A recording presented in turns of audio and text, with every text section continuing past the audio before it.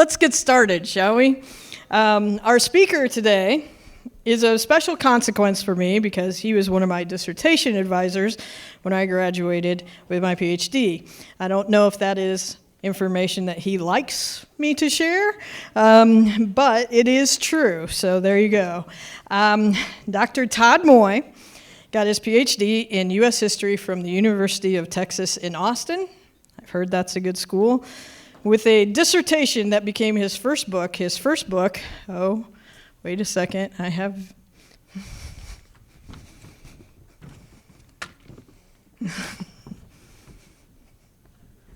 I'm sorry, I have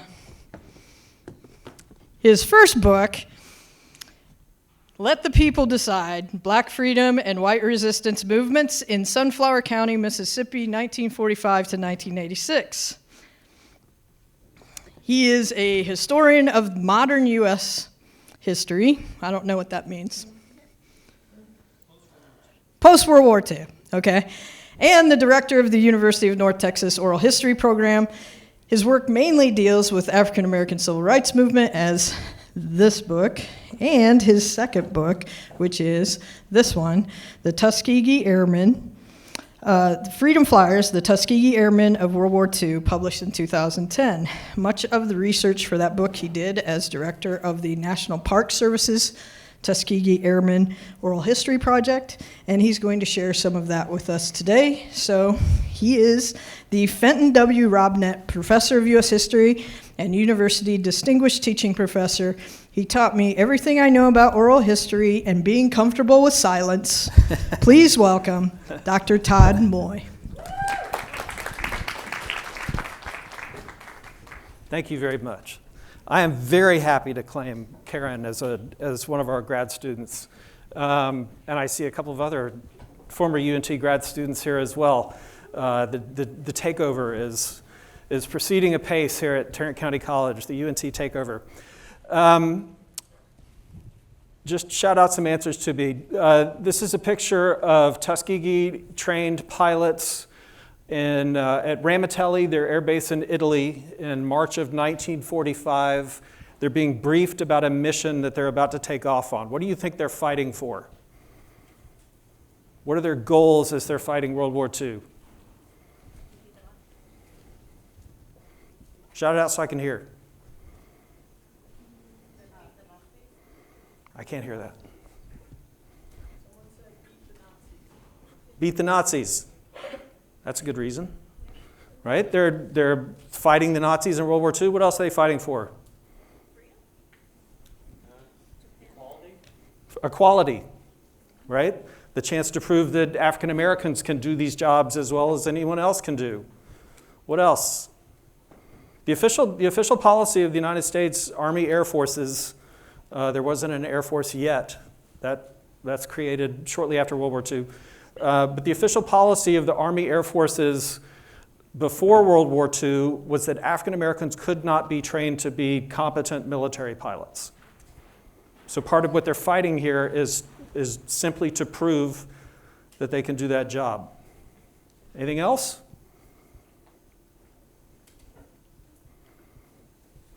These are certainly two of the main motivations that they have.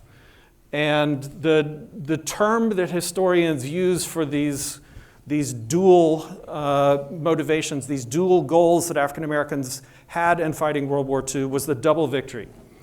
This is a term that comes from the Pittsburgh Courier, one of the African American weekly newspapers of the time. They had this big editorial campaign to get Americans to agree on this fact, that for World War II to have real meaning for not just African Americans, but all Americans, it had to result in a victory over Nazism. You had to defeat authoritarian in the United States, and you also had to defeat Jim Crow in the United States. You had to defeat racism abroad and racism at home. I think these themes really come out in the study of the Tuskegee Airmen. Before you walked in here, how many of you had just a basic familiarity with the Tuskegee Airmen? Who they are, what they did. Good. Roughly half of you. I got interested in this question of what these guys were fighting for.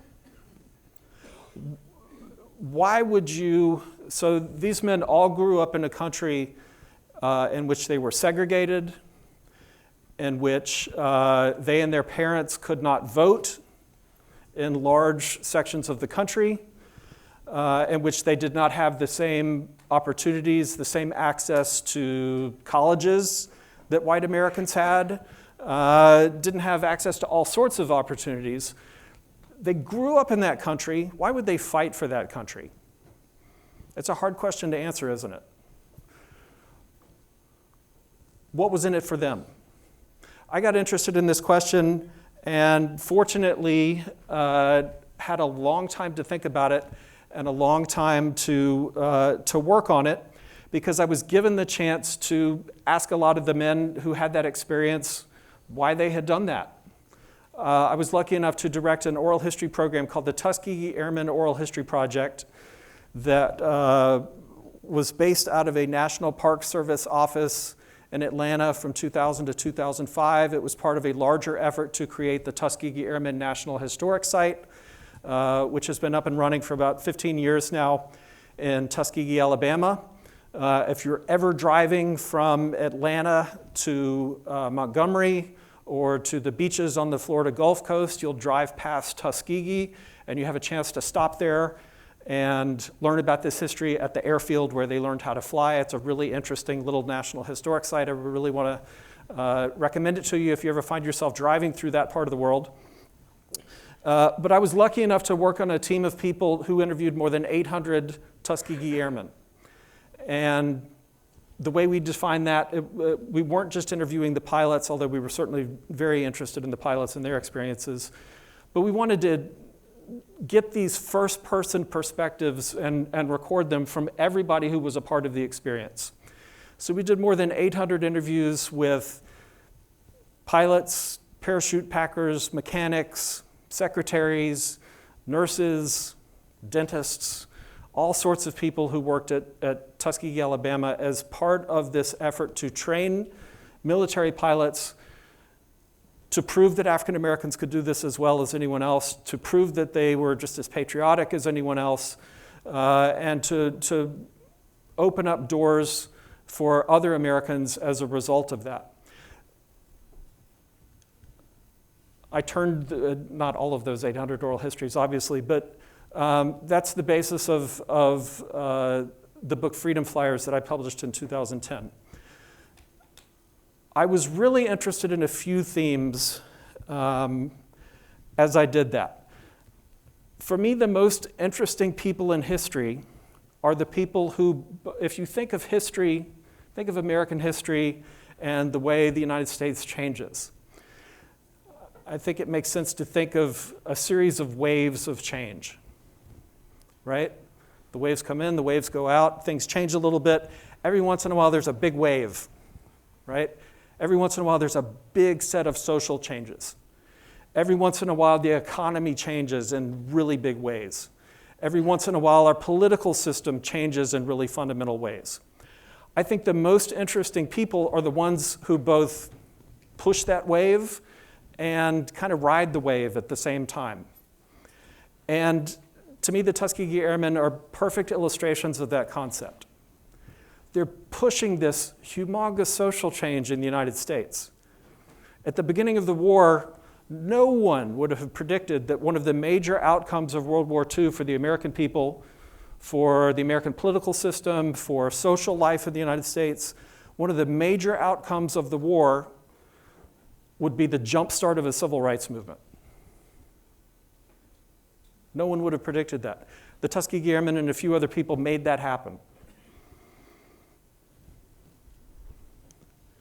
They were part of what the Army Air Forces called an experiment. This idea that you would, most of the people in the Army Air Forces didn't expect this to work. Expected it to be an experiment that would fail, and they acted accordingly. But for the African Americans who pushed the Army Air Forces to create this training program in the first place, It was a chance to make this experiment succeed and force the rest of the country to, admit that racial discrimination is wrong, that white supremacy is a lie, et cetera, et cetera. They were only able to put it in place through really intense political pressure. The Pittsburgh Courier and other black newspapers of the time, historically black colleges and universities, civil rights groups like the NAACP were pushing the Army Air Forces to create a program like this in the 1930s. We have to remember that World War II starts before Pearl Harbor. It starts for the United States at Pearl Harbor, but it's been going on in Europe for, longer than that in Asia, but in Europe for 2 or 3 years before Pearl Harbor. As this is happening, people are looking at what's happening in Europe. They want the United States to get involved. They want the United States to stand up to Hitler. If they're caring more about Asia, they want the United States to stand up and push back against Japanese aggression. They want the United States to get involved. These black groups, the civil rights groups, said if the United States is going to get involved, as everyone recognized that it would, then African Americans need all of the same opportunities that everyone else has as a result of this. So even before Pearl Harbor, they're pushing for African Americans to be drafted in the same percentages that whites are. They're pushing for African Americans to be promoted to officer ranks and to leadership roles in the military. And they're pushing for African Americans to be accepted into what at the time is the most technologically far-reaching, envelope-pushing part of the military, which is aviation.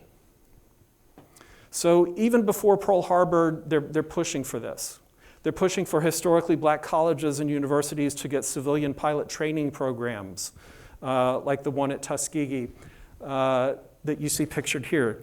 These are aviation cadets, a couple of administrators from Tuskegee Institute, and the chief pilot, the chief instructor pilot, a man named Charles Alexander Anderson, who are part of this program to train African Americans to fly.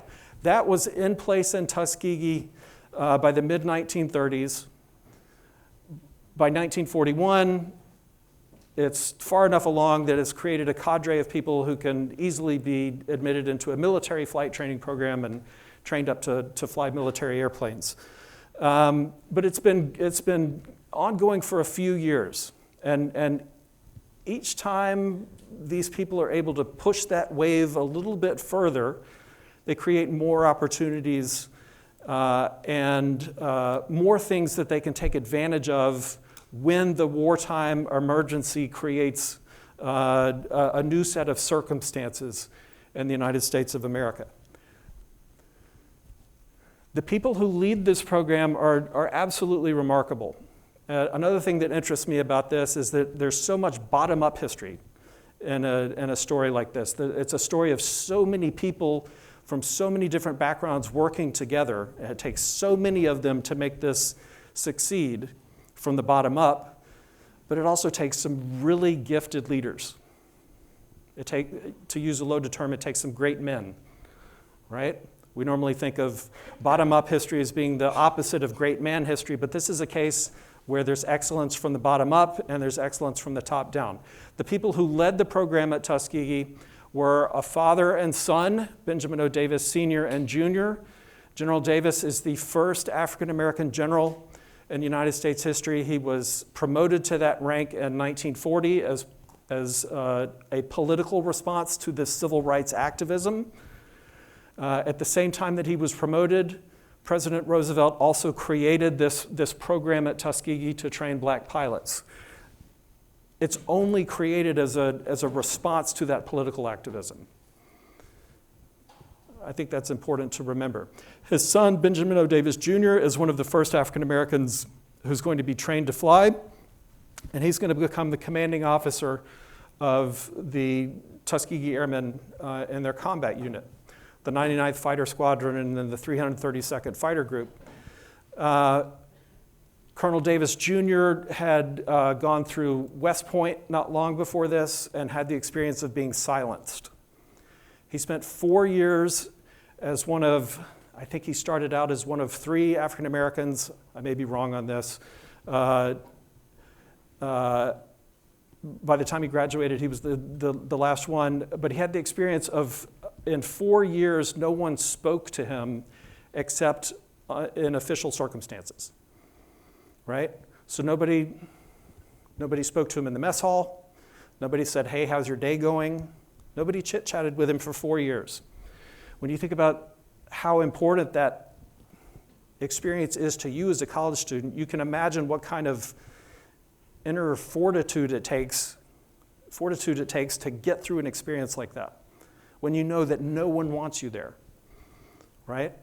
The determination that it takes to get through a situation like that takes a pretty special person. So Colonel Davis is going to be one of the first pilots who's trained at Tuskegee, and he's going to lead them into combat.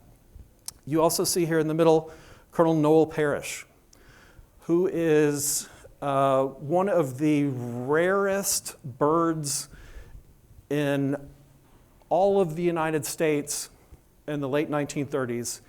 He is a native Texan, white liberal.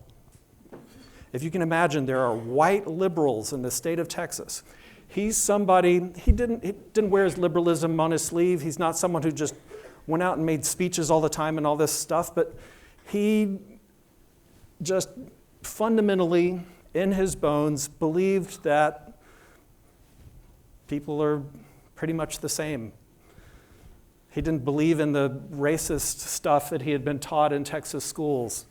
He just had these life experiences that led him to think, if you give people a chance, doesn't matter what their background is, doesn't matter what their religion is, doesn't matter what their ethnicity is, they can either do the job or they can't. You have to give them the chance to prove that they can. So he created at Tuskegee a really remarkable little bubble. One of our interviewees said it was the greatest concentration of black excellence in the history of the world. He's exaggerating a little bit, but I pretty much agree with him. Colonel Parrish allowed for that bubble to exist in Tuskegee, and he created this place that really didn't exist anywhere else in the United States, not too many other places in the world at this point, where, yes, they were segregated. Yes, they were excluded from other aviation training facilities. There were lots of aviation training facilities in Texas. African Americans could not be trained at any of them, right? There was one place they could do it. There was one place they could be given the chance to prove that they could do this, and they would be judged on their merits. They would be judged on how well they could fly, right? They would be judged on how well they did the other aspects of running this huge, complex operation. The other officers in the Army Air Forces didn't necessarily agree with that. Some of them felt, well, the president has given us an order to train these guys. We have to do it to the best of our ability. Some of them just refused to go along with it. The Tuskegee Airmen faced incredible discrimination at other bases in the United States. I'll talk about a couple of those instances here in a minute. But Colonel Parrish is responsible for creating this space in Tuskegee where they could be given the opportunity to prove that they could do it. So they proved that they could do that. By 1945, there had been about 900 pilots trained at Tuskegee, about 500 of whom had been sent overseas to fly in combat. The guys you see here are fighter pilots. And by the spring of 1945, the job that they have is to, everyone knows the difference between a fighter airplane and a bomber, right? A fighter has, it's much smaller, it can go much faster. A bomber is huge, lumbering, has a big payload of bombs, right? By the spring of 1945, the job that they have been given is to escort bombers who are flying deep into Germany, right? So they're flying around the sides and on top of and below the bombers to make sure that German fighters can't shoot them out of the sky. They were very good at that job. They were proving that they could do this well. Again, by the time this is taken, about 500 of them have been trained and have gone into combat. There's another 400 or so who have been trained as bomber pilots, who are still training through the summer and into the late summer of 1945 so that the war ends before they can be sent overseas. But they're being trained to drop bombs on Japan. Okay? These guys are proving that they can do it.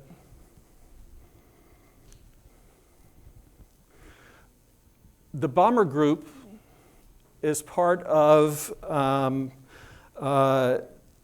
group of officers who are being trained at Freeman Field, Indiana, at around the same time. This picture is taken in May 1945. This picture is taken in March 1945.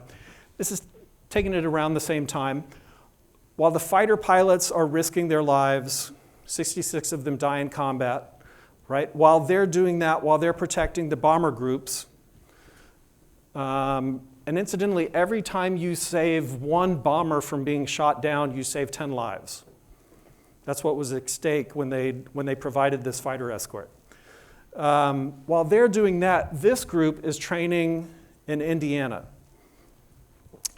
And they have graduated from the Tuskegee Flight Training Program, which means that they're officers in the Army Air Forces. Officers can use officers' clubs, right? The commanding officer at Freeman Field in Indiana, this is not a Confederate state, this is not Georgia, this is not Alabama, this is Indiana. The commanding officer says, well, the officers' club on our base is actually for white people only, for white officers only. So I'm going to classify all of the white officers on the base as instructors, and I'm going to classify all of the black officers on base as trainees. This is the only place in America where they make this distinction, but it's the only place where there's such a concentration of black officers at the time, right? If you've done this, if you've trained, if you've proven you can do this, if you're willing to risk your life to serve your country, and you find yourself in this situation, a black officer at Freeman Field, Indiana, you're told that you cannot go into the officers' club. You can imagine how people responded to that. More than 100 of them refused to obey those base regulations. The commanding officer of the base gave them a direct order. You have to sign this piece of paper that says, I will not go into the all-white officers club. More than 100 of them refused to sign that. 104 of them are arrested. 3 of them staged a sit-in, but 101 of them refused to sign the paper, so 104 of them are arrested.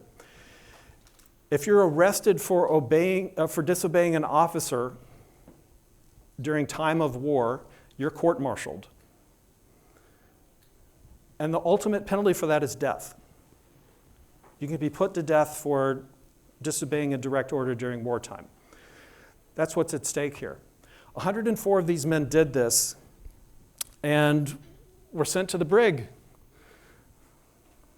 They were put in jail outside of Fort Knox in Kentucky. While they were confined at Fort Knox, they could see prisoners of war, German prisoners of war who had the run of the base. German prisoners of war who could go into base facilities, could shop at the base PX, etc. While they, African American officers, were confined behind a fence. It doesn't get much more graphic than that.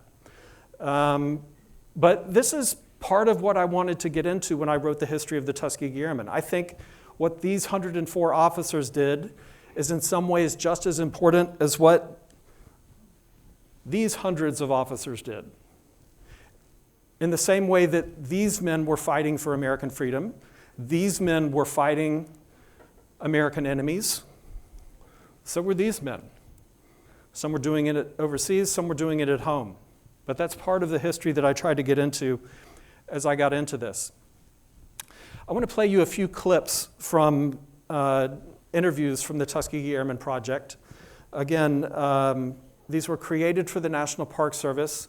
The information that we gleaned from these interviews went into the construction of the national park. We had lots of guys talking about what happened in various rooms, in the hangars that have been saved at Tuskegee, what people did in various buildings, things like that. All of that went into the decision making that National Park Service officials, the decisions that they had to make as they created this national park. We also built a lot of the museum interpretation, the things that you see when you visit the museum, the things that you hear, that you experience in the museum, out of these oral histories. And they're all saved in an archive at Tuskegee that's available for historians, researchers, members of the public who are interested in this history. So I'm going to ask Maestro in the back here to go ahead and hit this clip. Let me go back one. Yeah. The B-25 had two 1,700 horsepower Pratt & Whitney engines, and when those engines were churning out on either side, you could just feel the power. It was a wonderful feeling. I was aware of discrimination, segregation on the ground, how things were there, but up in the air, in that B-25, I was free as a bird because I was in control. I decided what to do and when to do it and how to do it. But each time when I landed, that good feeling left me because I was back on the ground and back into the same olds.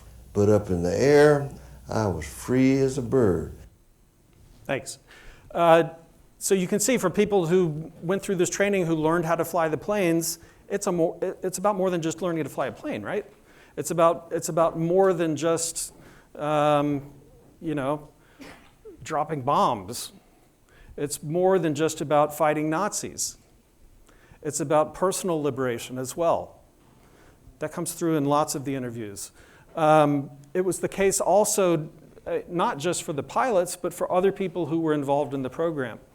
Leslie Edwards was someone who was trained as a mechanic, and figuring out that he could, making an airplane fly is really hard. That's probably so obvious we don't even need to say it. Keeping an airplane running, keeping the engines running so that the airplane can fly is complicated stuff. And for someone who had been told for much of his life that he couldn't learn complicated stuff like that, the chance to prove that he could do it was personally liberating for him as well. Could you hit that one? I'm drafted.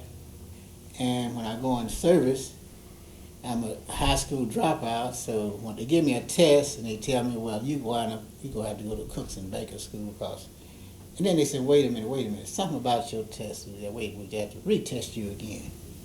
And when they retested me again, they wound up sending me down to aircraft and mechanic school in Shepherdfield, Texas. Now I'm down there and I didn't know a screw from a wrench.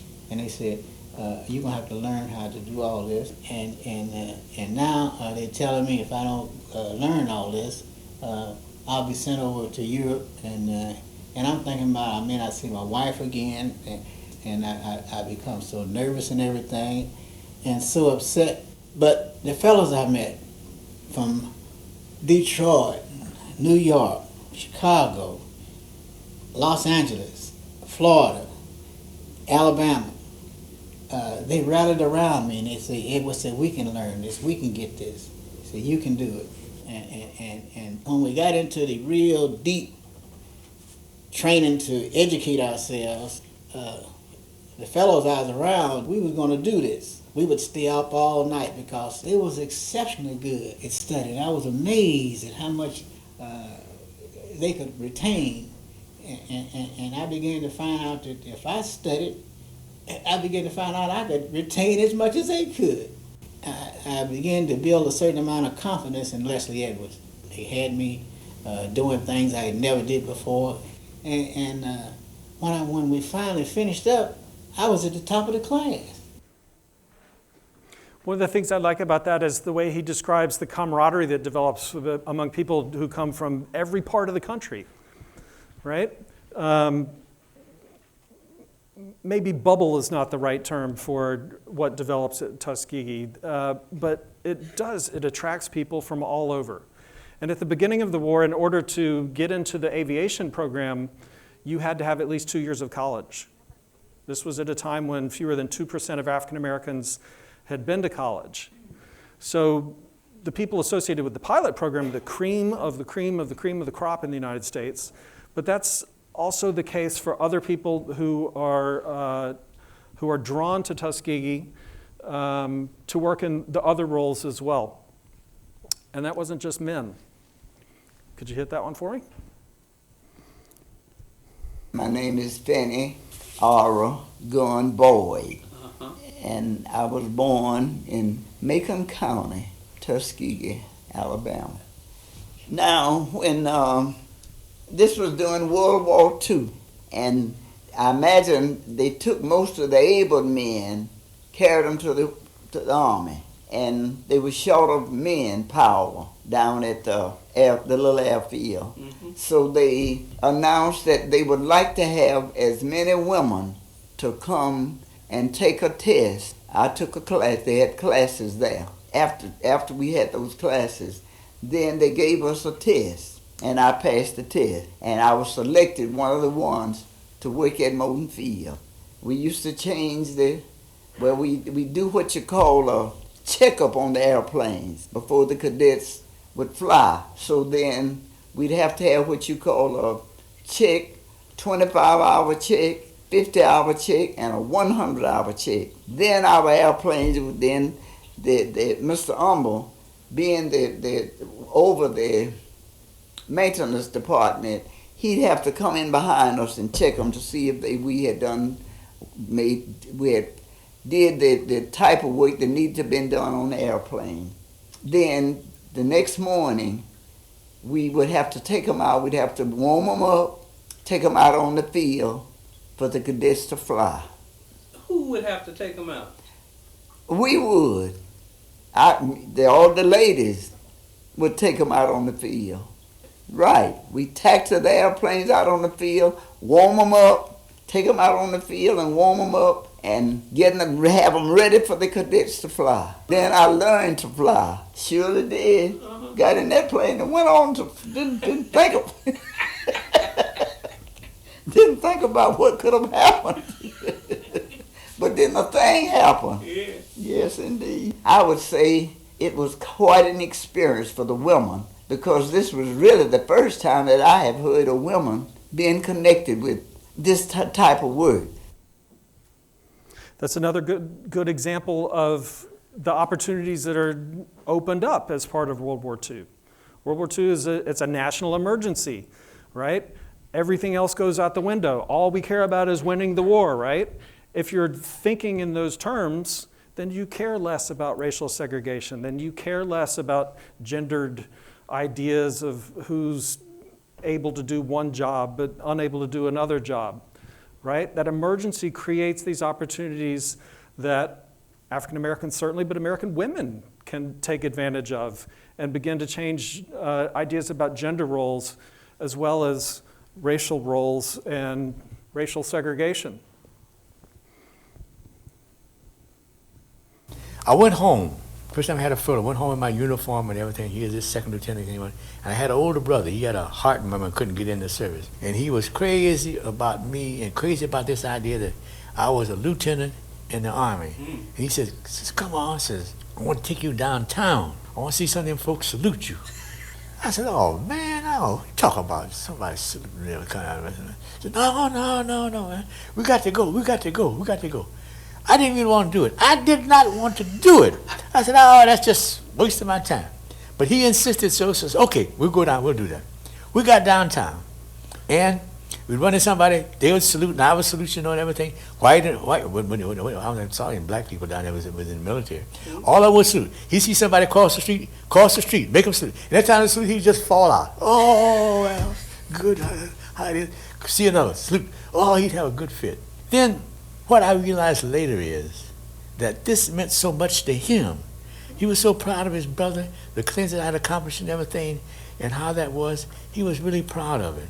People, anywhere, at that time, anywhere we would go, seeing a black officer with wings was really, people were really up there. And when we were stationed at Garment Field for a while, and we go into Louisville on Sunday, we'd always go to church. Because we know, we want to eat. We know we go to church, one of them good sisters say, oh, these poor soldier boys here, come on, I want to take you home for dinner. And man, go home, and sometimes we went home. I remember some people we went home to, man, always got that fried chicken, had some collard greens and macaroni and cheese and stuff. Ooh, I'm telling you. So we know what the plan was. And we go into these different nightclubs and things, and people say, oh, we got this officer back there says, what does your party want? Don't give me no bill. It's all on the house. And the folks would really would do anything they could for you. I'm so happy. They just, you know, and that was one of the things that was driving all the guys to be successful, because it meant so much to everybody, to the entire race, to be successful. So we can't be failing. Here we are with this great big chance to do something and fail. We had to be successful. I think it gave people one thing. It gave people an idea that if you stay with something, you can be successful. And I think it raised their self-esteem a lot too for everybody. I think that's a good illustration of what the Tuskegee Airmen meant to their community. And again, how this, the victory over the Germans is important, the victory over the Japanese is important, but in order to defeat Jim Crow, you have to break down a lot of stuff. And you have to break down a lot of ways that people in the United States think. So his brother making him walk downtown and making white soldiers salute him is one way of doing that. But I think Mr. Chappelle was also great at giving these concrete examples of what this meant to people, making sure that the Tuskegee Airmen succeeded. Mr. Chappelle was in the bomber group, and he was one who trained, I believe he was a navigator, and so he trained at Midland Army Airfield in West Texas before Freeman Field, but he had a similar experience at Midland. The base commander said, only white officers can use the officers club. Black officers like Roy Chappelle cannot use it. So he said, fine, I'm gonna get room service. Bring me a martini. I think I'll have another one. He made them serve him. He made white soldiers serve him. So there are lots of ways of breaking down Jim Crow, right? But had that not happened 80 years ago, it's easy to imagine that the civil rights movement would have ended up looking very different. Had not these men broken down segregation in World War II and forced the United States government to take their side. Forced Franklin Roosevelt to say, yeah, you're right, racial desegregation is inefficient, and it's bad for the Army, it's bad for morale. We need to get rid of it. So the Air Force that's created in 1948, just after the end of the war, is the first of the armed forces, I would argue the first American institution, really, to desegregate. At the time when the Air Force started desegregating, the only other institution in the United States was Major League Baseball. And that was Jackie Robinson and Larry Doby. There were two African Americans playing Major League Baseball at the time when the Air Force started desegregating. As a result of this World War II experience, as a result of the sacrifice the guys like Mr. Chappelle made. All right, I think I have time for one more. This is a good summation, I think, of what the Tuskegee Airmen themselves thought they were doing.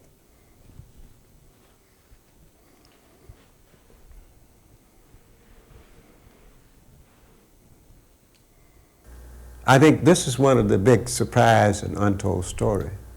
I think that the important story is that those black kids proved to the world that we were as capable of flying an aircraft as anybody else. We were as capable of providing the necessary supportive services to make certain that missions were accomplished. We could do the same kinds of things at the level expected by the military, even though our skin color may have been different. I think that story is there to see graphically. The talent is there, and if it is allowed to reach its maximum potential, any goal can be accomplished. I think that is the lesson of this. I think it's the lesson of this too. We can take that for granted 80 years later. I mean, I don't want us to take that for granted, but we can take that for granted, that anything is possible if you give people a chance to prove what they can do. Doesn't matter the racial background, doesn't matter the religious background, doesn't matter what language they speak at home, doesn't matter, right?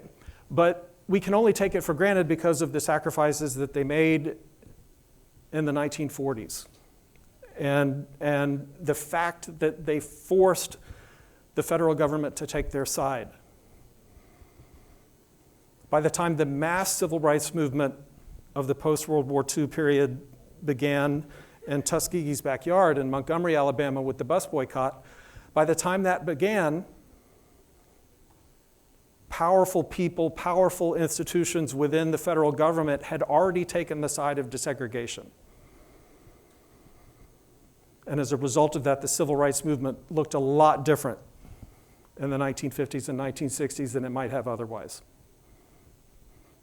For me, that's the lesson of the Tuskegee Airmen experience.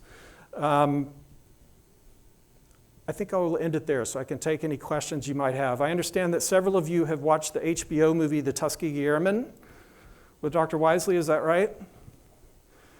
The Tuskegee Airmen show up in popular culture in lots of different ways after World War II. The HBO movie is probably the best of those, but maybe you've seen a movie called Heart's War, Bruce Willis movie, POW movie, where there's a Tuskegee Airman character. That's a pretty good one as well. Are any of you watching Masters of the Air? The Apple Plus show about the 8th Air Force, the pilots from who were stationed in England. Here's some inside information. I think we're up to episode 6 this week. In episode 8, you're going to meet some Tuskegee Airmen, and I have very high hopes that this is going to be one of those really good popular culture treatments of the Tuskegee Airmen experience. But I'm happy to take any questions that you have. This is the first one I see. She has a microphone for you. Don't start talking till we get a mic to you. I realize that by the time that we reflect on World War II in a few decades, all of our veterans will be passed away by then. But as of this moment, are there even many Tuskegee veterans that are still around? No one knows for sure how many are left, but it has to be fewer than 50. I would think it's probably fewer than 20. So we did our oral history project between 2000 and 2005, and by that time, the majority of Tuskegee Airmen had already passed on, but there was still enough that we could interview as many as we did. But that was 20 years ago, and most of them were in their 80s then. Thank you. It's a sad fact of math that that we just don't have a chance to ask World War II veterans anymore what this experience was like for them and what meaning they derive from it, what they think was important about what they did. But to me, that makes the oral histories that we did 20 years ago even more important. Yes? Hi. Do we have any statistics on how many women went on to become Tuskegee Airwomen? I don't have a number on the top of my head for you. There were none trained as pilots as part of the program. I don't know what year the Air Force would have started training women as pilots, but it wouldn't be before the 1970s, I would guess. I should know that offhand, but somewhere in the thousands worked at Tuskegee in various roles, like Mrs. Boyd as a mechanic. Lots of them worked in what was then considered women's work jobs, nurses and secretaries, but parachute packers, all sorts of different jobs, over 1,000 of them.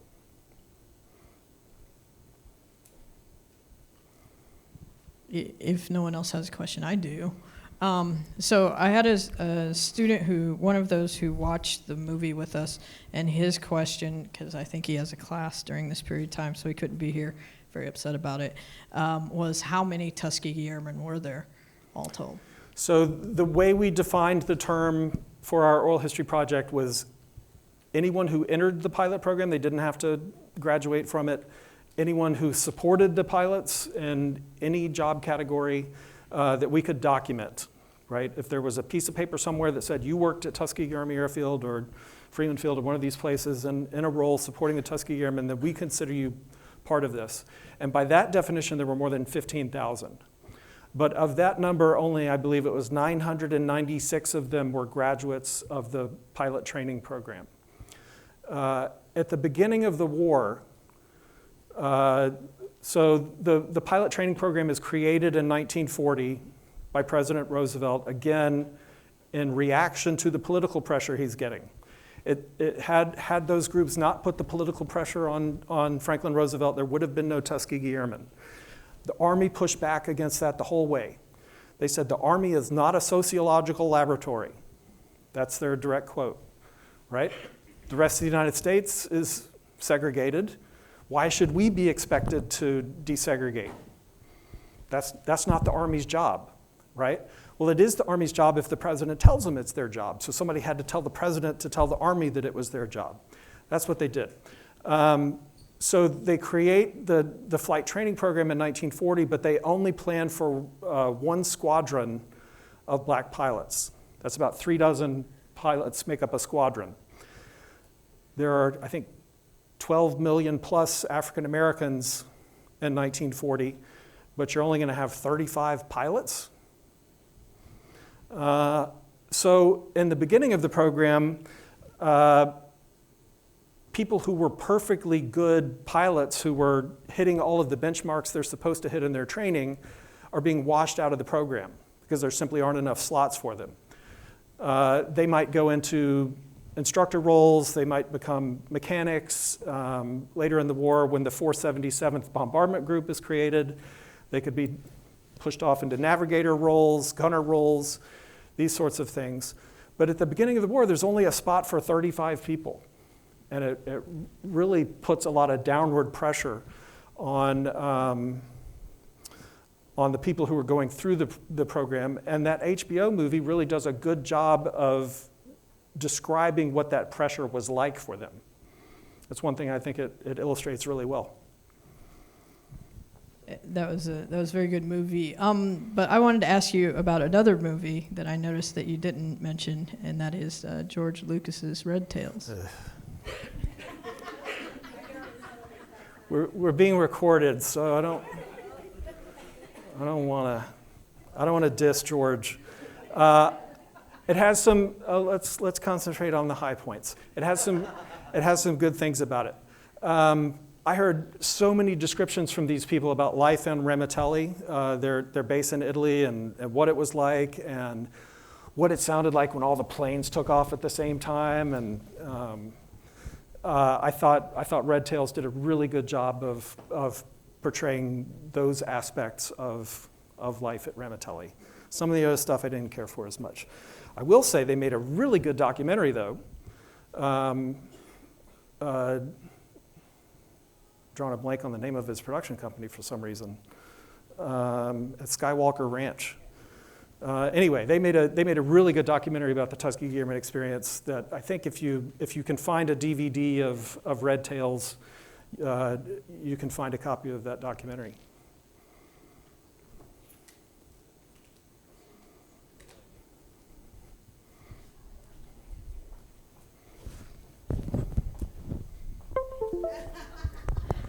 What would you say is the most important thing we can take away from the Tuskegee Airmen today as American youths? That's a good question. Hopefully you all have your own ideas about that after hearing from the Tuskegee Airmen, but one of the things that I would say is that, I asked the question at the beginning, what were they fighting for? I think one of the things they were fighting for was for all of us who come from all of the walks of life that we come from to be together in this room, learning together. This wouldn't have been possible in 1940. This wouldn't have been possible in 1950. It's not possible solely because of what the Tuskegee Airmen did, but that's part of what they were fighting for. I certainly think that's one of the things that's most important about it. But hopefully we all have our own ideas, our own interpretations of what was most important.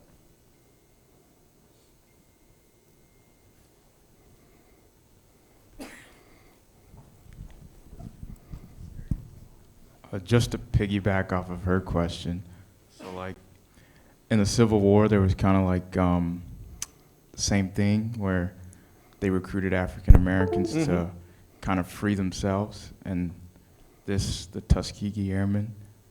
And so like today, I don't know how to really word the question, but it's like throughout history in America, people who are like oppressed, they seem to have to free themselves.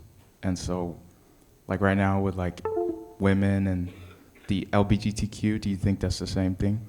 I think there are a lot of parallels. I think there are definitely a lot of parallels. You're hitting on a really important point though. African Americans have fought in every war that the United States has ever fought. And almost in almost every single one of those cases, there was an argument that if we fight for the country, then the country can't discriminate against us the way they have been up to this point. We'll prove that we're worthy of equal citizenship. Okay, so they did that in the Revolutionary War. They did that in the Civil War. They did that in the Spanish-American War. They did that in World War I. And they kept having to do it, right? So what is it about World War II that the United States doesn't enter an era of equality across the board in 1945, right? But the United States changed in very important ways as a result of World War II, as a result of what they did, how well they fought, how conclusively they proved that they could do this as well as anyone else. It does make a difference. It doesn't solve everything. That's the darn thing about American history. It doesn't solve everything. It gets us closer to that goal, though, right? Gay and lesbian Americans have served the United States in every war we've ever fought. They've proved their patriotism in every war we've ever fought. Sometimes openly, sometimes not. But that wartime experience, if the political groups are able to turn it into a political pressure campaign, the wartime experience does give minority groups, African Americans, Hispanic Americans, gay and lesbian Americans, et cetera, an opportunity, right? It provides a little crack in the door that they can then push open even further. I wish we had other experiences as a nation, that didn't require killing, right? So much violence. Wish there were other ways to get that crack opened. But in American history, that's been one of the major ways that minority groups have proved their patriotism, have proved that they were worthy of citizenship, and then have kind of forced the larger community to say, yeah, okay, I'll grudgingly admit it. They proved it. They deserve to be treated as citizens too.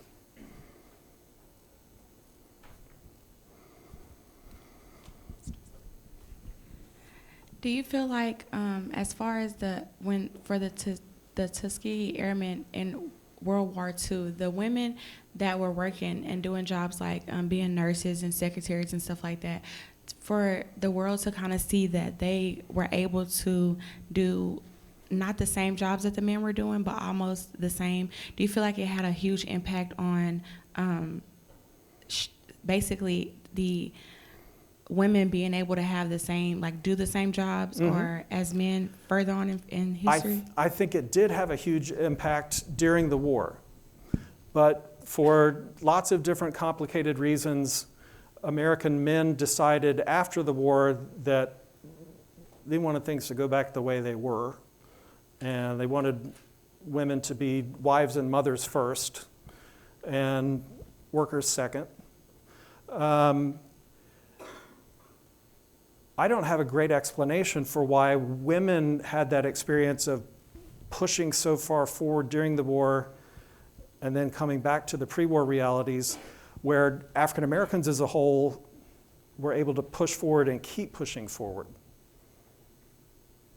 Do you have an explanation for that? I find it very hard. I've been studying this for a while, and I have a really hard time explaining that. But I think that's an accurate, would you agree with that, Dr. Wisely? Is that an accurate description of what happened in the United States after World War II? Yeah, I think that part of the explanation, though, is just what you just said about putting your life on the line. And the women were allowed to serve on the front line. And so their sacrifice, even though we know that women were killed in World War II in support positions and all of that, that their sacrifices weren't seen as heroic, as big of a deal. And so they could be pushed back aside. I think that's the biggest difference that I see between. Yep, I would agree with that. Do we have time for another question? Do we have another question?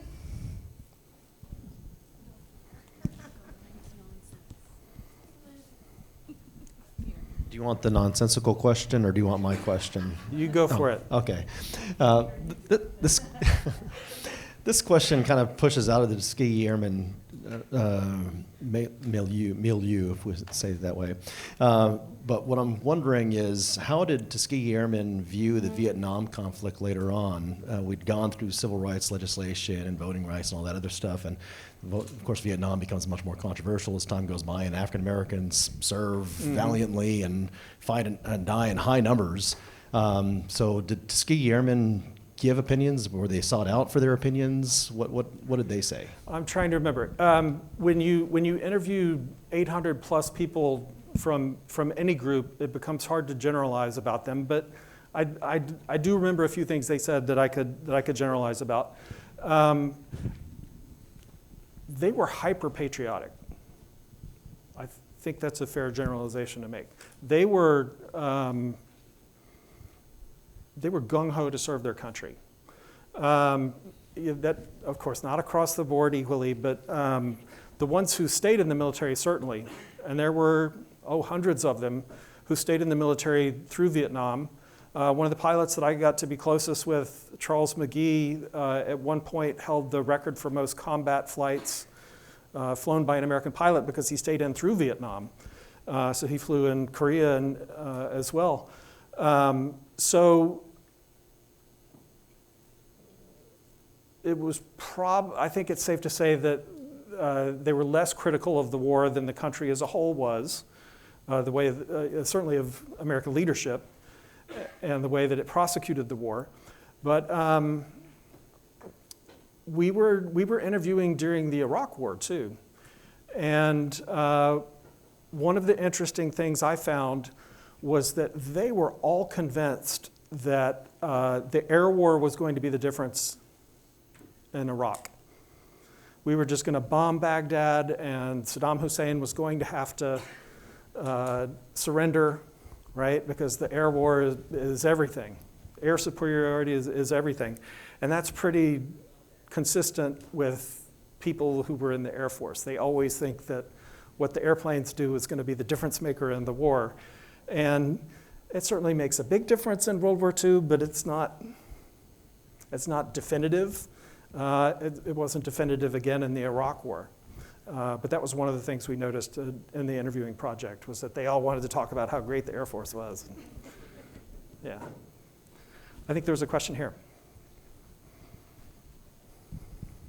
So bouncing off of the two questions before the last one, how can we, as the youth of America, protect our rights from being slipped away like women before? Oh, boy.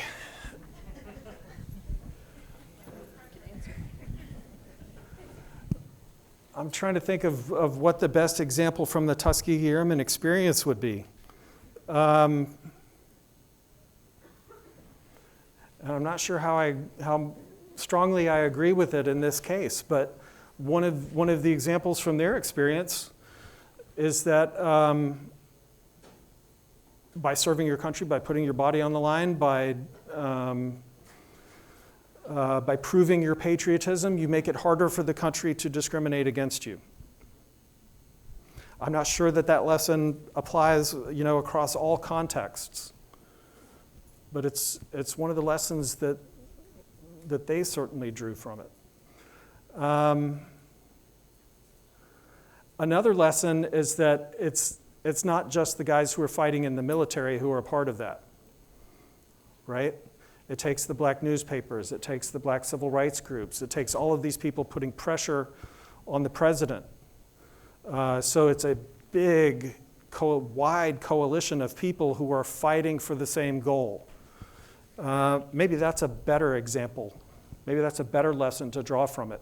It takes a big coalition of people fighting for the same goal for this to happen.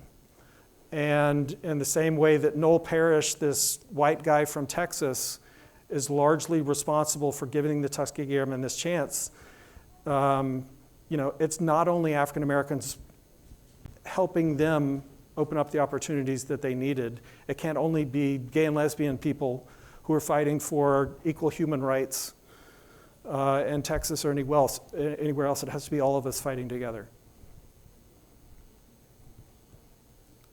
Okay, we're gonna. Oh, Karen, I'm sorry. One more question? Last question. It's not more so of a question, but to piggyback off of what she said, I think it's more so not even just us serving, but us standing together, even when it's not about if we agree in other people's beliefs, like, for example, the LBG, community. I think just us being a voice for each other and us standing together and us being like